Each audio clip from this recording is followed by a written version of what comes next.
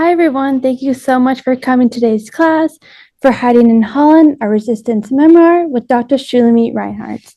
Shulamit Reinharz was born in Amsterdam and grew up in New Jersey. She has also lived in Israel for numerous one-year stays, as well as in Utrecht and Oxford for research appointments.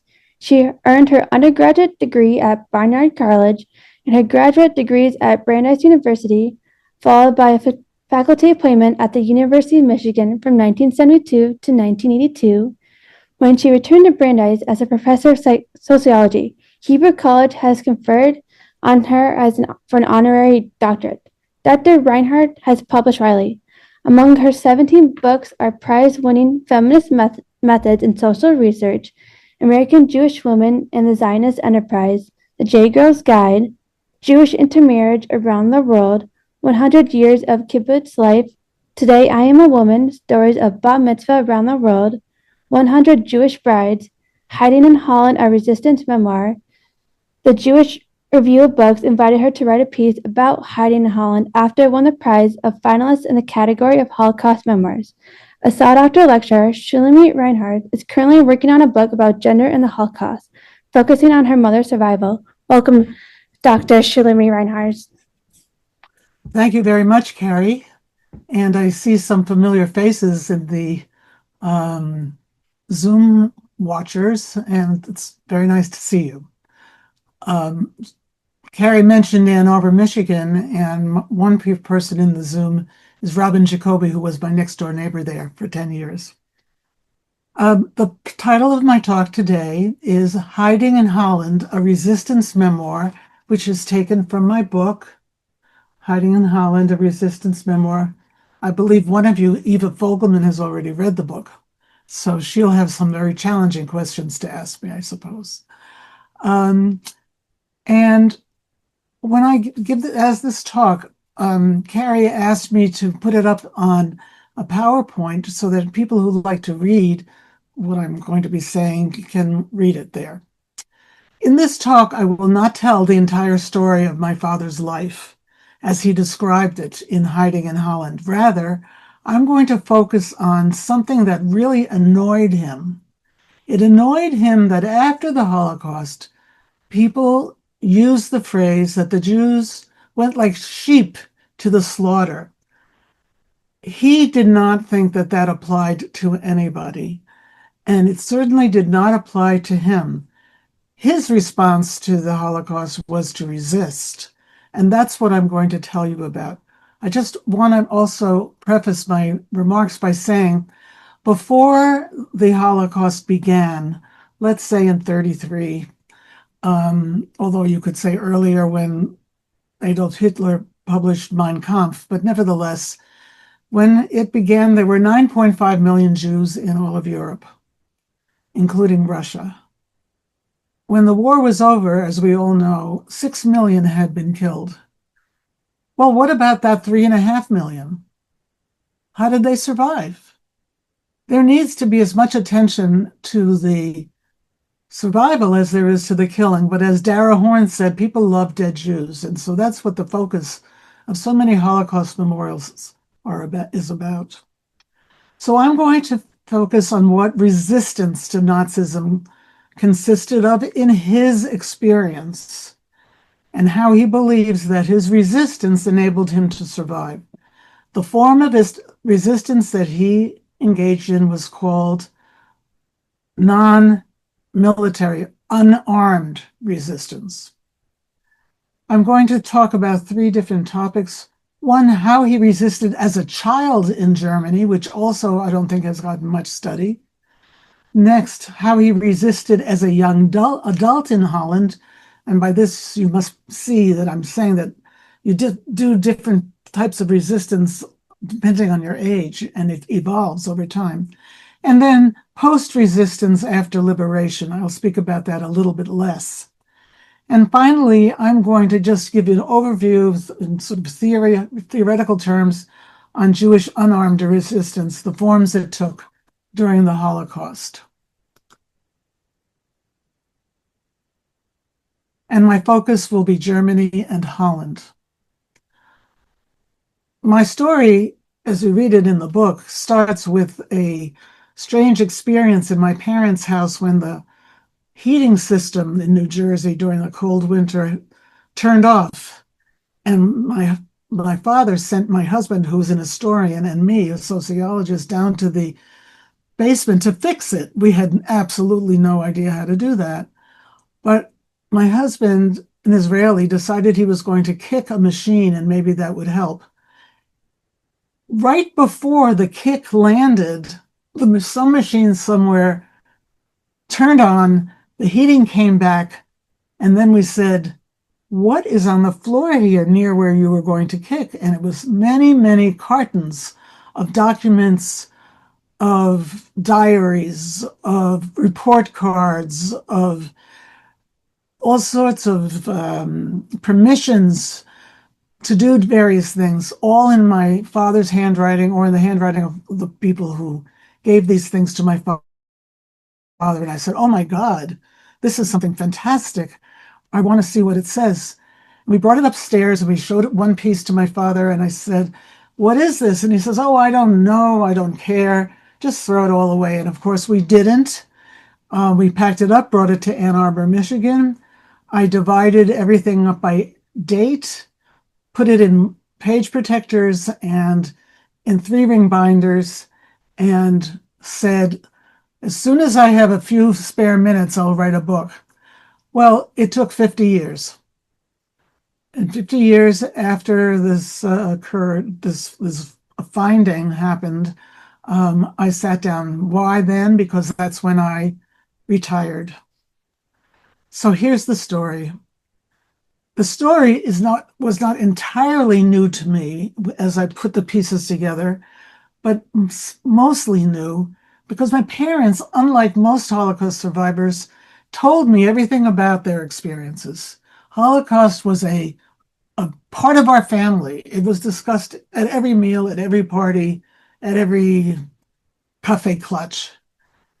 The only thing is they never told it in a methodical way. So I got this story and that story, but not the picture. So here's the whole picture. My father was born in a town in Bavaria called Gunzenhausen, a place I have visited about 3 or 4 times for my research, and for another reason, which I will tell you later. It turned out that Gunzenhausen, where he happened to be born, was one of the earliest Nazi strongholds in Germany. It was very Nazi, which you can see by the voting records, and it was very Jewish, not because there were so many Jews there. There were 200 Jews and 5,000 non-Jews, but because the Jews who were there were very attached to their synagogue, celebrated all those holidays together, and inculcated Jewish identity in the children.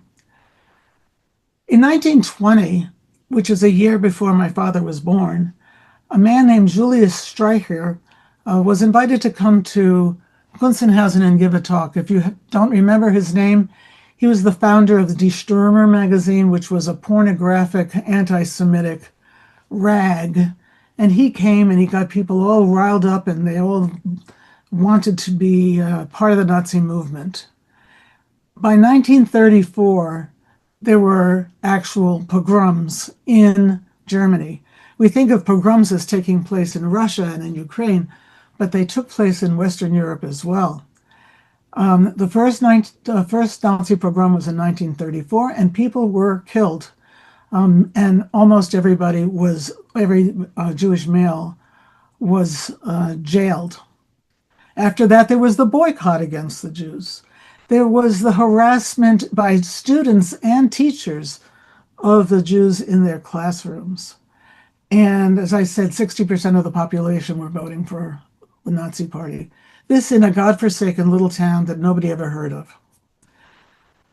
The Jews, the adult Jews, had no idea what to do.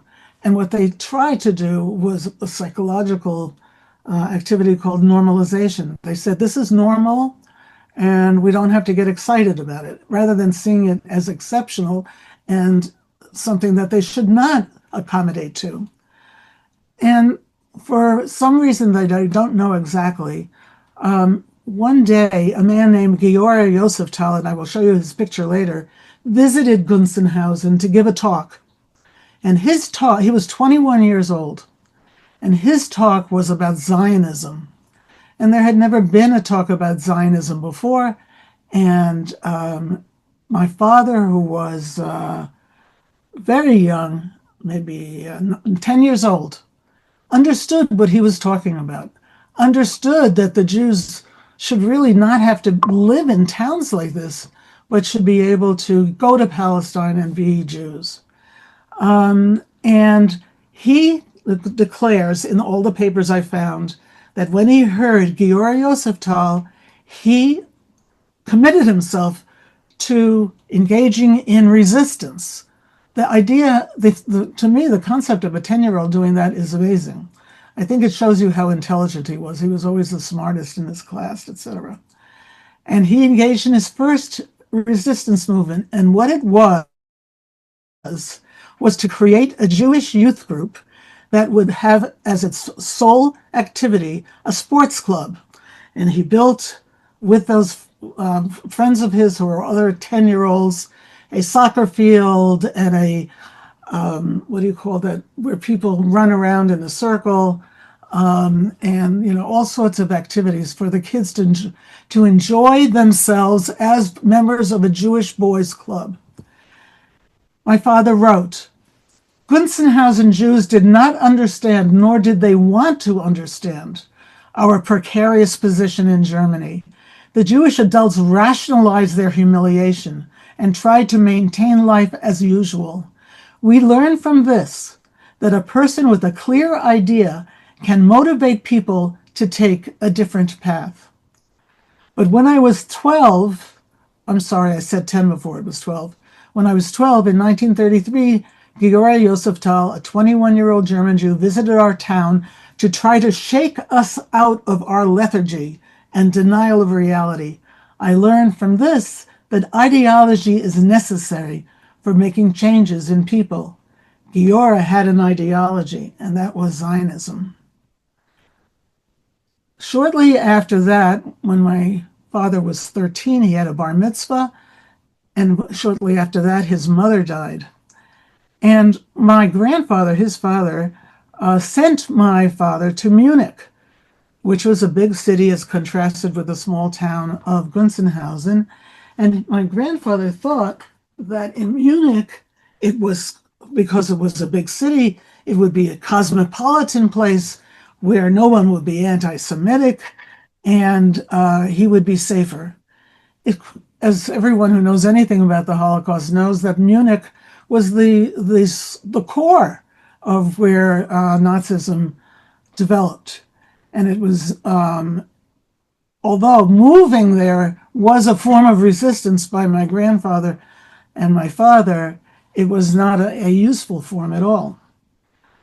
But my father writes, among the most important positive aspects of my new life in Munich was the opportunity to become part of an actual Zionist group called Habonim. That is not a group that he just created, but a full-blown Zionist organization. Habonim means the builders, and they're talking about building up of Palestine. The young people I met, he writes, became my new family. That was a goal of Habonim, to replace the kids' attachments to their family, because they knew the families were going to stay still. Excuse me. But rather to attach them to other children who would have adopted the same ideology they did and had the same ideas of going to Palestine. The young people I met became my new family, my new brothers and sisters, just as the leaders of the counselors were my additional parents. I appreciated Habonim for focusing on the future of German Jewish youth, rather than mourning our past or dwelling on our dismal present. They provided a notion of the future. We had regular meetings several times a week. We lived our real lives in our youth group. We were so closely connected with our friends, so involved with the discussions of our Zionist ideals, that we became oblivious to the realities of Hitler. Life in our youth organization overshadowed everything. Zionist youth groups played a role in our lives that cannot be overestimated. Zionism, positive Jewishness, the proud association with other Jewish youngsters, and just being Jews together as Jews gave us enormous moral support during those difficult times. It gave him a new world, a world in which he loved everybody and they all loved him. At the same time as he had this very positive experience in Munich, he was going to high school. He went to the Leopoldstrasse Hochschule. Now, at that time, and maybe to today, to graduate from a German high school, students had to pass the Abitur, which is the climax of the pre-university curriculum. It was ridiculous that he had to take it because he wasn't allowed to go to the university. No Jews were allowed when he graduated from high school. Nevertheless, he took it in March 1938, at the exact time when Germany was welcomed by Austria during the Anschluss. The English exam, which was only one of many exams in the Abitur, and the same exam was given all over the country, was given by a miserable Nazi professor. He almost didn't have to say Nazi professor because everyone was a Nazi professor except one man with whom he befriended. But it was given by this particular miserable Nazi professor, a smug, unprincipled individual. The professor grinned triumphantly at me, my father writes, the only Jew in the room.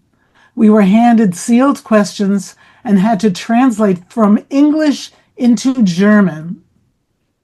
The text was an excerpt from the English edition of Mein Kampf, Hitler's book, My Struggle. In that segment of Mein Kampf, Hitler claims that no Jews fought at the front during World War I.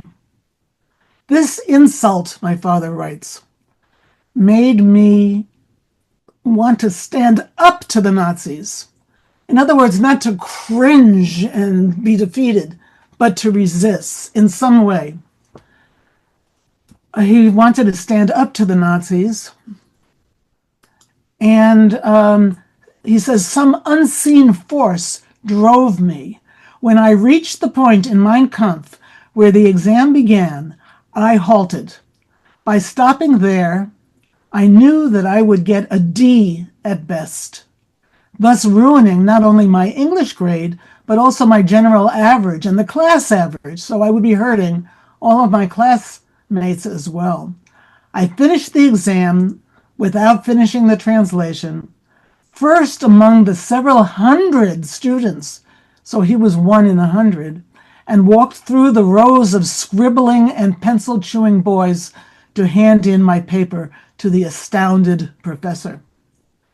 Why did my father feel so angry about this accusation? First of all, his father, my grandfather, was a medic in World War I. Second of all, his father's brother, in other words, my father's uncle, was killed in the war, and he had volunteered as an 18-year-old and fell about 2 weeks later in France. How could I forget all human decency and put on paper the garbage that was in Hitler's book, he wrote. I did what I did rather than insult my honor as a Jew. I didn't feel like a hero. I just could not help myself. When I returned home and told my family, they were proud of me, but my English grade was ruined and I was officially, quote unquote, excused, in other words, barred from the final graduation exercises. Soon my family moved from Gunzen to Munich and I moved in with them. Within the walls of our apartment, we created an island of peace. And that island of peace was music making. My father was almost a concert pianist, and he played the piano. And my stepmother, who married my grandfather after his wife died, she was a opera singer. although an amateur. Despite what was going on around me, I focused on activities and relationships I cared about, and I saw in this vital resistance against the Nazis, not a resistance of guns, but of dignity. Having finished high school, even though he didn't graduate, my father and his girlfriend, my father and his girlfriend, my future mother, moved to an agricultural training farm called Hachshara, which it's a Hebrew word that means preparation. The preparation place was a farm because the ideology of Habonim was to learn farming and then go to Palestine and be a farmer and create a kibbutz. The training we received there was intended to prepare us for agricultural work in Palestine. In addition, half of every day was spent learning Hebrew, studying Torah, learning about Palestine, mastering songs and dances, and more. Instead of being hated, as I was by the larger German society, my father wrote, I was now part of a group of young people living on their own without their parents and with very light supervision by the 2 counselors or 3 counselors that were there. And we adored one another. Very interestingly, I've just learned that one of the norms of these hachsharot, these preparation places, was that people fell in love or had girlfriends and boyfriends, and there was a pairing up of everybody, which was so important because when you have love, you can resist much easier than when you feel all alone. There's someone you want to live for. So today, my father would say, he said, I would go so far as to say that being at Hachshara was real, positive, courageous, and highly valuable resistance to Nazism. You can agree with him or not, but you see how his life is formed around that concept, and he's always finding a way to rebel. The next part is very sad. At age 17, he was still on the Hachshara, and a Kristallnacht occurred, that is, the night of broken glass, as it's said here. And my father took a break and made the following observation. He is so concerned and adamant that people understand his life as a series of resistance forms and actions that it really annoyed him that post-war critics of Jewish actions during the Third Reich lambasted Jews for not resisting, for going like sheep to the slaughter. That accusation does not consider what Jews experienced as resistance. That definition of resistance comes from the outside.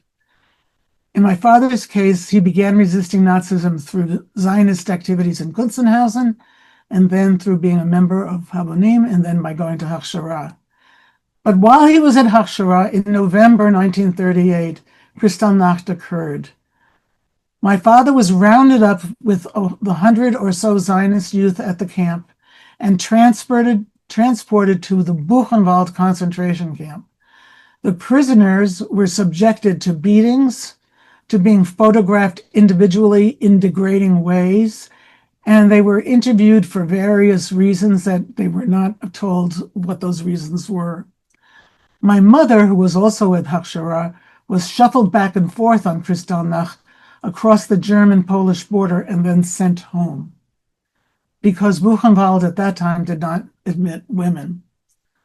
A day after my father entered Buchenwald, he was summoned by the camp director, Otto Koch, for an interview. The Nazi camp commander wanted to know whether my father's father, a physician, examined non-Jewish women and girls in his medical office And now I'm going to read what my father wrote, which is foul language, but I think I have to stay true to it. Koch wanted to know whether I had watched my father pull the German girl's legs apart on his examination table. They wanted to know how many non-Jewish girls I had fucked. There was no inhibition whatsoever in their language. How many girls, cunts, did I touch? While this part of my interrogation was going on, the camp commander and his cronies were rubbing their genitals and masturbating. Suddenly, I remembered, my father writes, the biblical King David, who, when he was captured by the Philistines, pretended to go crazy, pounding his head on the city gate and foaming at the mouth, spit dripping from his beard. So, in response to the sexual questions, I acted as if I did not understand what they were talking about. I was embarrassed by some of these words. When they said, did I ever pull the panties off a Christian girl? I didn't even understand what they were talking about, so to speak. To all of this, I did not even shake my head in denial. My mouth was agape. My eyes started to bulge out. I was stupid. To all this, the Koch yelled, get rid of that imbecile. He doesn't even know what it means to masturbate.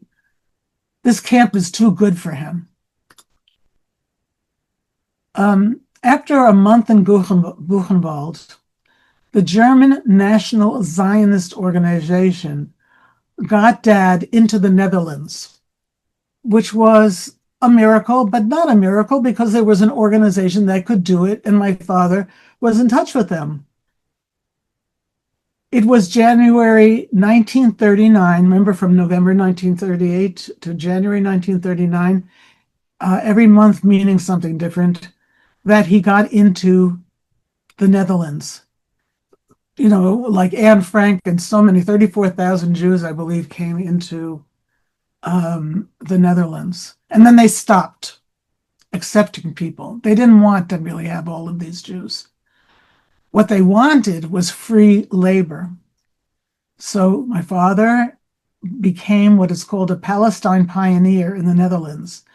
This was a title given to a small group of Zionists who were given permit to get into the Netherlands with a mandatory exit date from Holland of 2 years from entry and a mandatory working requirement on a farm until then. But any pay that they would receive would be paid for by the farmer, who were themselves rather stingy. It turned out, though, that his being a worker on that farm alone was an advantage. He didn't realize that until later. And I'll explain this by telling you about my mother.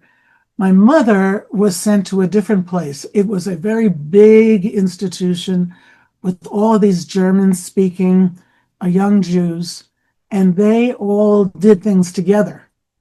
So what does that mean? That meant they were speaking German all the time, did not know any Dutch, and did not really understand what it meant to live in the Dutch society because they were in this enclave. And those enclaves attracted Nazi attention, and they were attacked, and many Jewish young people were killed. My father on the farm working by himself did not have that experience at all. He worked with Dutch people. He got to know all the Dutch people in the town around him. He learned the language. My father learned Dutch very, very quickly. It took my mother a much longer time. So my father was working on this farm in Almelo, which is a town right near Germany. And he started this work in January 1939, and he thought, I'm safe. The work was supposed to teach him how to be a farmer. It taught him nothing. They had him painting buildings. But everything went from bad to worse because on May 10th, 1940, the Nazis invaded Netherlands. So he had fled from the Nazis to go to the Netherlands, and then the Nazis followed him into the Netherlands. And it took 5 days for the Dutch army to be defeated. They surrendered after the Nazis bombed Rotterdam terribly, the second largest city in Holland, and said they were now going to bomb Amsterdam, where 140,000 Jews lived. And not to save the Jews, but to save Amsterdam, the Dutch army acquiesced to the demands. Dad had a ticket to the United States. That ticket was dated May 11th, the day after the Nazis entered Holland, and he could not leave. So that is bad luck. Queen Wilhelmina, you know that Holland is a monarchy. Queen Wilhelmina, that was the queen at the time, and her cabinet fled to England, although almost no Dutch people were able to flee. She was, in my view, a totally selfish person. Nazis ruled Holland and immediately imposed restrictions on the Jews. Wilhelmina did not tell her government to resist as she got on the boat to go to England, but rather to carry on as usual. Wilhelmina gave, I think, 35 BBC addresses to the Dutch people and mentioned Jews only 3 times and not in any very caring way. Dad lived and worked on the farm in Almelo after the Dutch came in. And then he moved to Amsterdam because the work was so boring, he couldn't take it anymore. And he signed up to learn how to be an auto mechanic. Here, too, he was exploited. He wasn't taught how to be an auto mechanic. He was a Jew, so you could exploit them. And he became a step and fetch it, just going to get coffees for people, etc.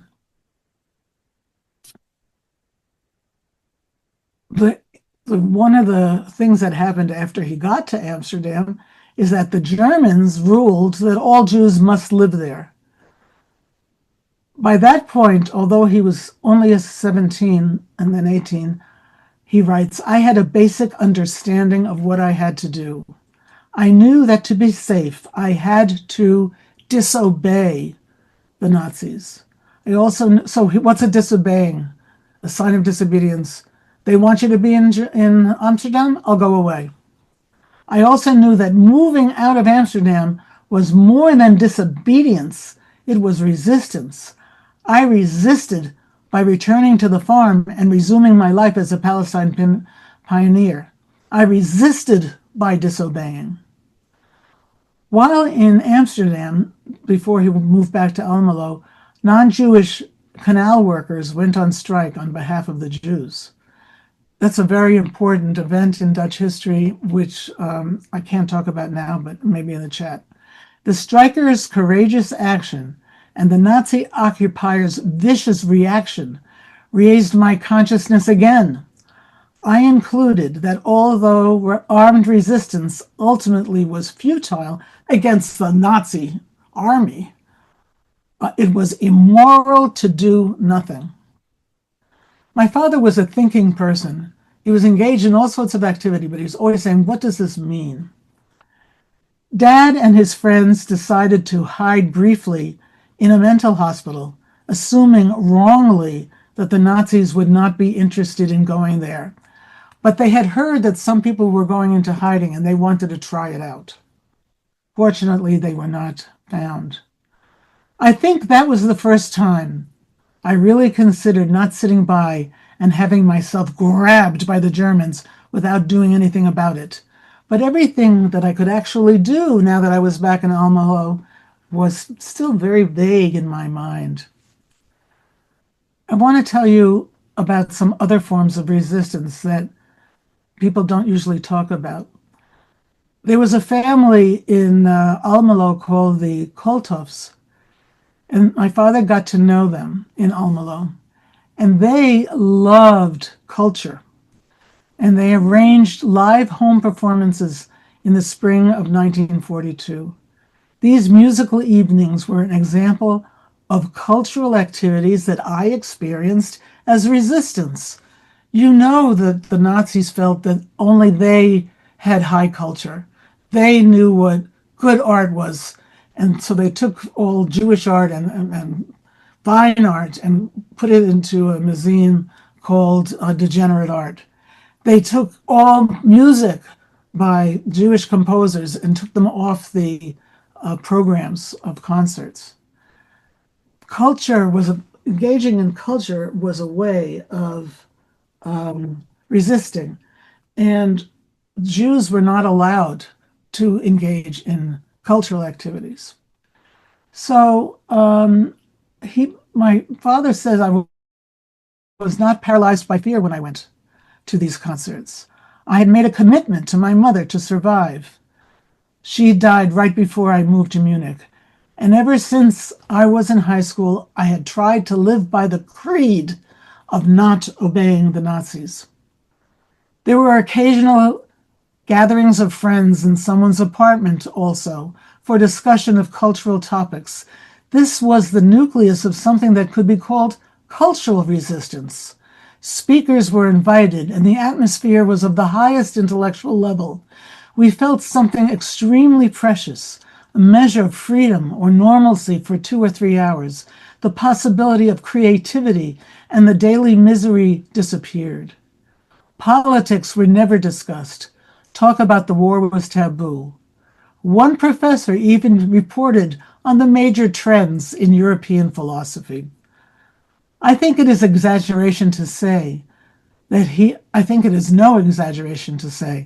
here was to be found Jewish resistance to Nazism, another form of it. Real resistance, positive morale being resistance. The Dutch Nazis, the Dutch non-Jews cooperated extensively with the Nazis, and they created something called the culture chamber. And then the culture chamber was like a guild of people who were engaged in cultural activities.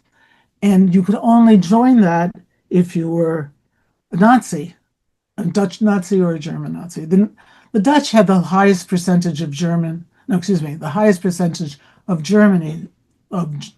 highest percentage of Nazis other than in Germany. And then he says, I'm going to tell you about my favorite act of resistance. Remember, he's a teenager, so he could talk that way. One of my favorite stories of resistance, one of my proudest moments, was when I got a call-up notice to board a train to Germany the next day and help with the German harvest. My father always told me, I saw lots of Jews leave Holland on trains. I never saw any Jew come back. And he had developed a suspicion that these were one-way tickets.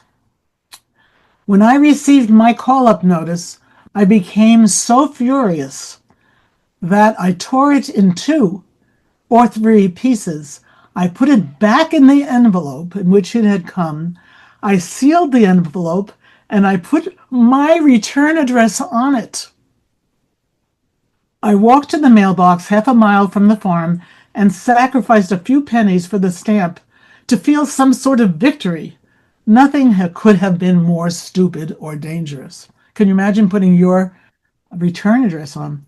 Ripping up the notice was intended to dispute the authority of the government. Returning the torn sheet of paper was a rebellious insult which neither the Dutch Nazis nor the Germans could have misunderstood. The Nazis then created a wanted notice for my father. My Jewish friend from Habonim, Shushu, who was also with my father in Buchenwald, convinced me to hide. There's a whole story of how Shushu knew that my father should hide, and I can tell that during the chat if you want. But he had this great friend, his best friend, Shushu, his name was, and he came to visit my father in Almelo and said, "You must hide." And I discovered that there are 5 steps or stages in going into hiding, which my father went through. One of the needed steps in preparing to go into hiding was to find non-Jewish friends who would hide me. My father developed many such friendships, and this was another form of resistance, forming friends with non-Jews. Jews were not allowed into non-Jewish homes. Non-Jewish people were not allowed into Jewish homes. They were totally separated. My Jewish friend from Habonim convinced me to hide, and he found friends. My mother also found friends. She went to a woman that she had met who was a judge and a social worker and said, "If I have to hide, will you hide me?" And she said, "Of course." And this is not like, "Will you lend me a sweater?" This is hide me, making her a potential victim of the Nazis.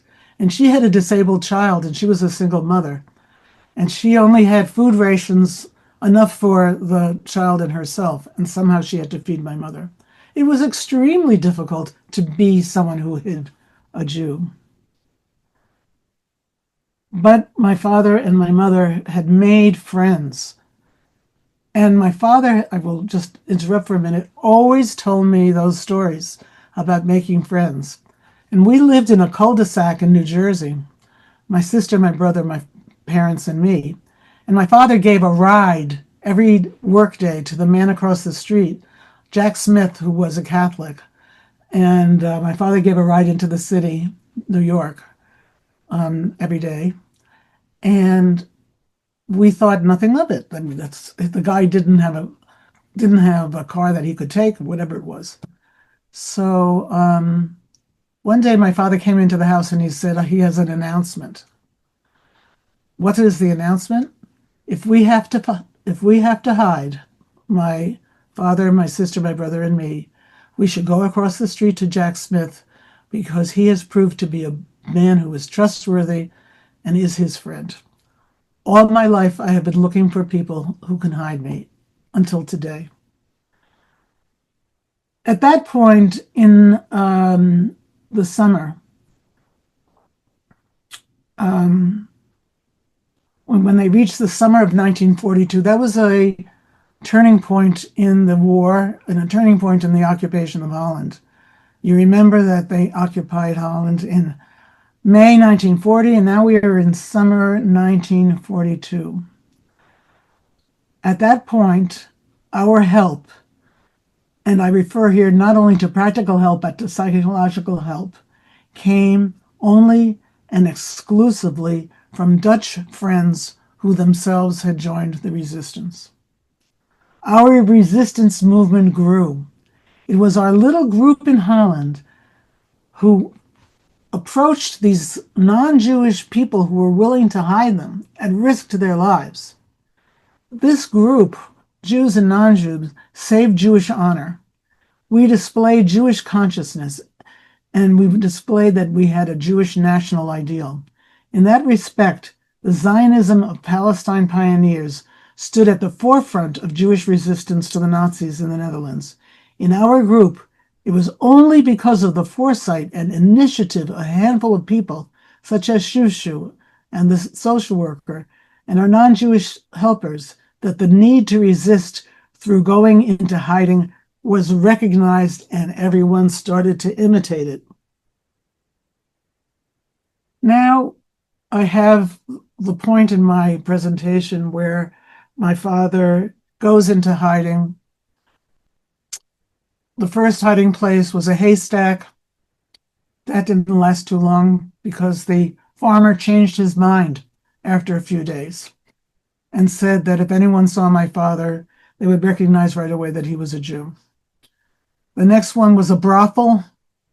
He went into a brothel. The problem is, the brothel is actually a place that a lot of men go to. So this was not such a safe place to go to. And the brothel owner didn't know whom he could trust.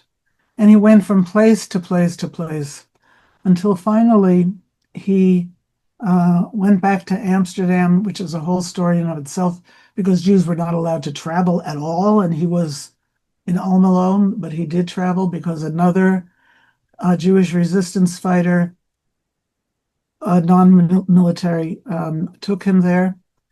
And then he moved into the home of a family called the Schoudens. And they had 3 children. The first one was a child with Down syndrome. The second was a child that the parents named Ilsa, which was my mother's name, saying that if she dies, there will be an Ilsa who will be alive after her, which was just unbelievably beautiful. And then the third one had MS and died. The family was one of great tragedy, but great, great courage. And my parents were finally able, after 20 years after the war, to convince them to allow Yad Vashem to honor them with the planting of a tree, etc. To me, the Schoudens were the people who symbolized goodness all my life. The Jewish population in the Netherlands was approximately 140,000, which was about 2% when the Germans invaded on May 5th. The vast majority lived in Amsterdam, and that's still true today. Of the 140,000, 104,000 were killed during the war, which ended on May 10th, 1945. This means that between 75 and 85% of the Jews had been murdered, the highest percentage of all the Western European countries. For example, Belgium, which is right next door, had a death rate of Jews of 45%, and France of 25%. So having 75 to 85% was very high. And that's why people are always trying to find out, why was it so high there? After the war, 5,000 Jews came back of the 140 from concentration camps. Most of them moved to Israel. And during the war, between 16 and 25,000 Dutch Jews went into hiding. There were also many Dutch Jewish suicides, and there were many who died when they were incarcerated in German jails and prisons in Holland. There were concentration camps there, the most famous being Westerbork, which was a transit camp, but also one where many people died. And there were many others. Camp Vught was the worst. These numbers also include those who died while they were in hiding, and those who tried to escape to Switzerland and or Spain via Belgium and France, and they didn't survive because they were caught or because they froze to death in the Pyrenees.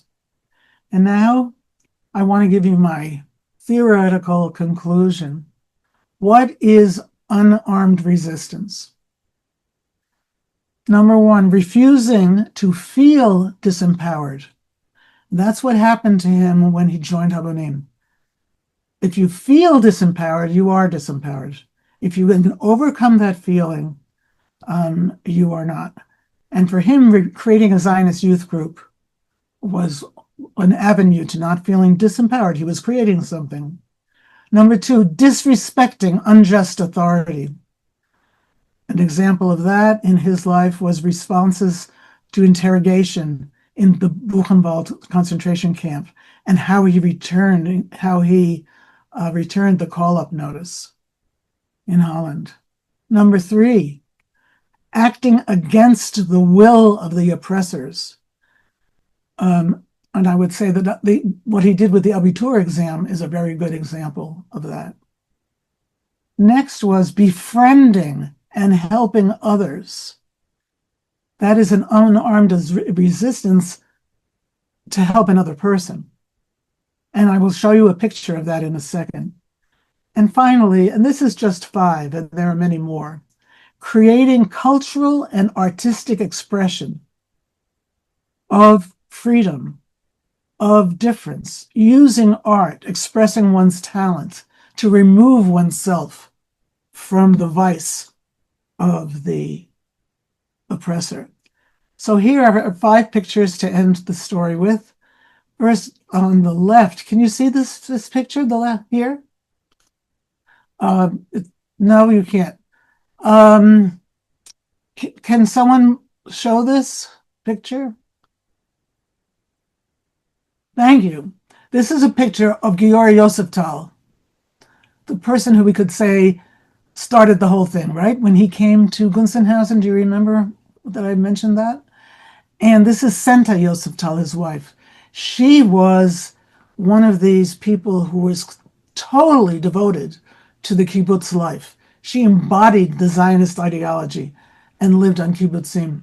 She said her best friends were the cows. And Georg Josefsthal was more of a bureaucrat and intellectual, and he joined the Knesset, or Israeli parliament. Actually, before them, my grandfather inspired my father with stories of Zionism and Herzl.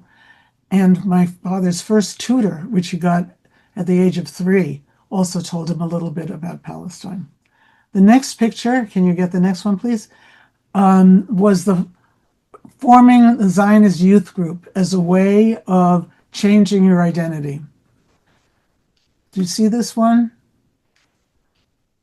And you see they're all girls and boys, all the same age, all falling in love with each other, all going to Palestine. That's what it says down below. And all living in a surrounding Nazi hellhole. But when they're together, it's something different altogether. Next slide, please. There's a book by Arthur Shostak called Stealth Altruism. And I brought this picture from the cover because, you know, to help others, I said before, was a form of resistance, which was you were not allowed to do. And do you see, here's one person up front, and then there's another person, and another person. These are the one in the white, they're just colored white uniforms. And this man in the middle can't stand, but the people next to him on both sides hold him up as if he is standing. I think that's such a powerful picture. Next slide. I love this one too. A Jewish woman sits on a bench reserved for Aryans in Vienna in 1938. She's got this courage. It says there, nur für Aryan. That means only for Aryans. And she's sitting there, a Jewish woman. She asked a friend of hers to take a picture of her, and she's sitting there. If you pardon my French, this is a kind of fuck you picture. That's what she wanted to convey. I might be physically endangered, but psychologically, I'm very strong. And then this picture I love. I only gave you pictures I loved. Can you get, oh, perfect. A person in hiding, and my father was in hiding for 3 years, never saw the light of day, tries to get into an internal hiding place. That means within the hiding place, there's another hiding place, or a hideout in a hideout. And he's standing on the toilet. I don't know if you can see that. And he's stretching up and he's pulling himself up into the attic above the toilet. This is an extremely important picture. My father had hideouts in hideouts for every place he hid. And they saved his life. And Anne Frank and her family did not do that. Anne Frank and her family tried to create in the annex life as usual. Gemütlich, if you know that word. It means comfortable. She wrote her diary. Somebody else was cooking. Somebody else was sewing. Somebody else was reading. They never took the fear of hiding seriously enough to realize they could be ratted out, which they were. If they would have hid within the hiding place, they might have survived. Might have. The last picture. I love this one too. Wait a minute. Here, can you see this? This is a picture, a painting drawn by a boy, and I have his name. It just doesn't seem to be coming up here. Doesn't matter. Here it is, landscape painting drawn by Heinz Geiringer, a Jewish teenager in Amsterdam while in hiding. And he's saying, I am not going to let them say I have no talent, I have nothing to contribute to the world. I'm inside and I can't go out, but I can see out, and I have made art. And you know that there is a lot of art made in the concentration camps, not only in Theresienstadt, but in Auschwitz and in many other places. And that's the end of my formal presentation. Thank you so much, Dr. Reinhardt, for sharing this. Thank you, Eva. About your family. It was, there's just a lot of words, and I feel like I'm just so like, I don't have enough words to say, but just thank you so much for sharing. And we do have a few minutes, so if anybody has any questions or comments they want to share, please feel free to unmute or raise your hand or put it in the chat. Yes, Eva. I just wanted to say thank you so much for not throwing out your father's memoirs and writings, and he would be so proud today that his word has gotten out, because I think that today, with everything that's going on, we need role models like your father who can tell people, you got to resist. And right. It's just amazing how, you put it all together, given the fact that it was all in, different boxes, and and you got the order, and this man was in so many different hiding places. And what you didn't say is, not only did he think about himself, but he also kept thinking about his girlfriend, who then became his wife, and where she was all the time, and also how to help her with making sure that she too is safe. Mm-hmm. Not only that, Eva, but another thing that happened, he must have said in his mind, not only is this whole thing a total waste of my time being in hiding and running away from Nazis, but I'm not getting an education that I should be getting now. Right. He should have been in college, right? Right. So he gave himself an education.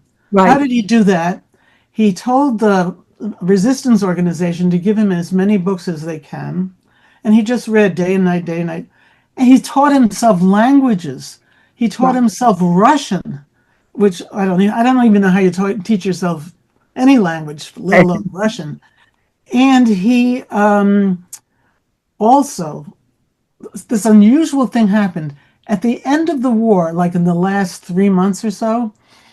That was the worst time in Holland because there was no food.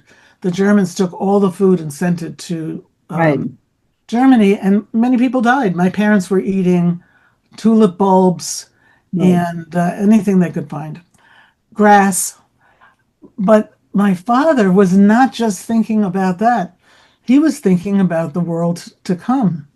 And he discovered somehow through the resistance movement that somebody, and this was not the rarest thing, there were some German soldiers who were deserting because they knew the end was coming, and they didn't want to be seen as Nazis, but as good Germans, right?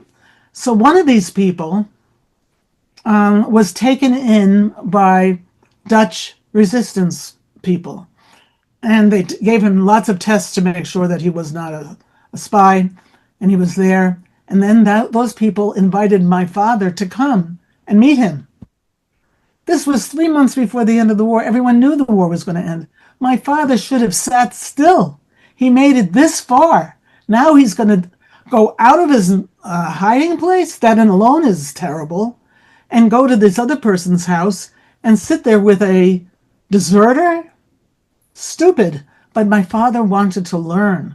And the two of them started to learn. They had debates about socialism and communism and Nazism and humanism and all this stuff. And my father wrote it down. So he was just always trying to use whatever he could to learn. And he wrote a lot. Thank God. Tell us just about the his relationship to Zionism and Israel after liberation and his life. that's very complicated too. My father was obviously a Zionist, but he developed a very strong criticism of Zionism. And this was the cause of it. This was the idea that for some people, for some Zionist leaders, Zionism was more important than saving lives. And my father said the movement, the Habani movement that took him to Hakshara, should have said, and now we're going to smuggle you out of this country and get you to Palestine. But they didn't. They said, you're going to stay here until you develop good agricultural skills, and when we're ready, we'll send you over there. Mm-hmm. My father blamed the Zionists in part for not prioritizing getting them out. Wow. Which you can understand. Yeah. So, and then you married somebody who wrote about Zionism. Say that again? I said you married somebody who wrote about Zionism. I'm a Zionist. My kids are Zionists. And not only that, but my daughter, my older daughter, Yali, has taken on my book as her life too. She just went to Amsterdam to see the places where I live, to go to the museums, to do this, that, and the other thing. She's totally engrossed in this. And so my younger daughter too, but she's, doing other things as well. So my father, he became a little, what do you call it? Alienated. So he was both a Zionist and a non-Zionist, or a critic. Right. They moved to the United States in 1947. I was 7 months old. We lived in Malden. Why did we go there? Because his parents, two sisters, survived. So there was someone to go to. Not everyone who survived had anyone to go to. My mother did not have many people to go to. She had one, her sister. Her parents and her other sister died. My father said, I have got to go to my parents. And my father had a strong will. You can probably tell from what I read to you before. And so they went to America. In America, my father started going to college. Actually, they let him go in an MA program. They said, your life is worth a BA. So I thought that was very sweet. But that my mother was more of a Zionist than my father. She said, Zionism über alles, if I can say that. And one day she heard, on May 14th, 1948, that was the day, David Ben-Gurion reading the Declaration of Independence of Israel. And she said to my father, now you have to go to Israel with me and Shula. And the fact that I'm pregnant with our next child doesn't matter. And so they went. And my father, after 10 months, got, I would say, psychosomatically ill. Because he wanted to go back to his father. And they did. And they never moved to Israel, but they went to Israel a lot. And they spent a year there and half a year there and all this stuff. But my mother never got her will if it was something that was the opposite of my father. When they agreed, they did it. My father worked for the Zionist movement for years. So he didn't reject it, but he just was angry that they weren't clear-minded. Right. Serena? The Reinharz, I am the child of Holocaust survivors that were in Amsterdam. My mother and father got married May 12th, 1943. Then in June of 43, they had a chuppah. And then in October, the Nazis were down the street from them. But they left at 5 o'clock. And my father was married to a Christian woman, so he was very active in the underground. And they got them settled with people who would hide them. My mother wound up in the eastern part in the farm country. My father with an author south of Amsterdam. For 17 months, they did not know and were not in contact with each other. When Hitler threatened to bomb the bridges from the farm country in the east so that the western part of the country would not have the provisions, my mother walked for 3 days with groups of people. First night in a hayloft, second night in a house that when it was dark, the people moved a table, pulled up a carpet, and there was a trap door, and there were teenage boys being hidden because the Nazis didn't only want Jews, they wanted workers. And then the next day, she knew of this writer who was connected with the underground because she had gone there to have her hair bleached before she went into hiding, not knowing that her husband was there. And the woman is looking out the window and said to my father, "Oh, there's an attractive woman coming up the walkway. I wonder what she wants." And my father says, "Well, maybe she'll spend the night with me tonight." Wow. So my mother knocks on the door and the woman answers the door, but my mother had never met the woman. And she says, "Can I speak to Mr. Van Ypendahl?" What was the writer's name? His real name was William van der Kolk. And she said, "Well, who can I say is calling?" My mother says, "I'd rather tell him myself." And then my father hears my mother's voice and comes out, "Well, what are you doing here?" And she says, "I was so afraid I wouldn't get back to the West." Wow. And then they stayed with this family for the remainder of the war. This was the beginning of March of 45. They had 3 children, and they had 6 other Jews and a defected captain from the military. I don't know if it's Austrian or German. And my mother says, "I'll only spend the night here, but get me a job in the neighborhood so I don't deprive you of food and stuff like that." So she became a chambermaid. And then in May 5th was the liberation. I still have the newspapers May and all 10th. kinds of books. May 10th, I think. No, May 5th? May Yeah, 5th. You're right. May 10th, May 5th of 45. I have the liberation papers and all kinds of books. Plus my mother has written all kinds of stories. And then they also had their stories from the Shoah. My father passed away in 2002 at 89 and a half. And then my mother passed away in 2011 at 95. Wonderful. Maybe you could send me an email? I thought that's what I would like. I had requested from the woman that registered me because I'm a member of Temple Emmanuel in Denver, Colorado. And she said I could not divulge any personal information. You may divulge. I was going to ask the same thing. Can we have your email so that we can Reinharz. connect with you? Reinharz, REINHARZ at Brandeis, BRANDEIS.edu. That gets to me directly. And Serena, since you have so much that parallels my mother, I would really like to see what you have. And Okay. I mean, from walking to get the food, I mean, all the hair, dyeing of the hair, which is so good for the scholar. And then my father had a nephew who researched their histories, the family's history, and got the dates that my grandparents were picked up and was sent to the Jewish theater, and then they were both sets killed in Sobibor. Oh my God. Sobibor was an extermination camp. And we celebrated our 25th anniversary in 98, Jerry and myself, and we went to Westerbork. Great. Okay, I have to be quiet. But Janie Heydrich, Robin Jacoby, Naomi from Colorado, be in touch. Thank you. Thank I have you the very same much. thing. Lots of parallels. So yeah. Who said that? Naomi Hi, did. Naomi. Hi. Okay.